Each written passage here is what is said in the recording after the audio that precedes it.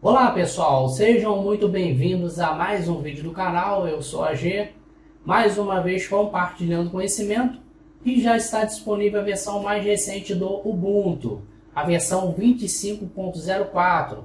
Então, se vocês desejam estar baixando a versão mais recente do Ubuntu, o arquivo ISO oficial original, neste vídeo eu vou estar compartilhando com vocês como faz para fazer o download, para que posteriormente vocês criem uma máquina virtual ou até mesmo um pendrive bootável, experimente, teste o Ubuntu no seu PC ou no seu notebook, através de sistema de virtualização, ou você pode também iniciar o Ubuntu no modo live, ou instalar definitivamente no seu PC, caso vocês curtam o Ubuntu.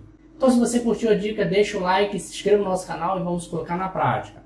Eu já estou no site oficial do Ubuntu, lembrando que o link vai estar aqui na descrição para facilitar. Download Ubuntu. Vamos clicar no botão Download Ubuntu Desktop.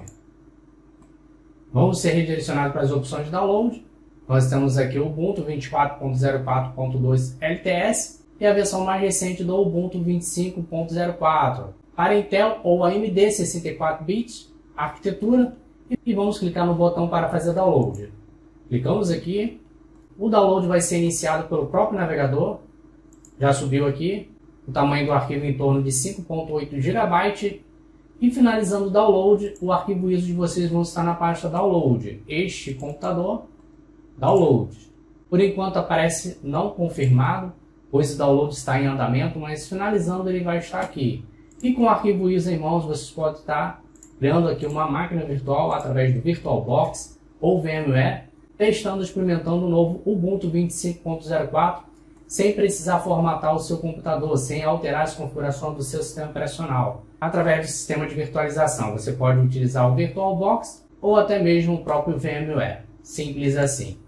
Então, agora tudo muito simples, basta vocês aguardarem até que o download seja finalizado. Beleza, pessoal? Então, essa era a dica que eu queria compartilhar com vocês. Eu espero que vocês tenham curtido esse vídeo.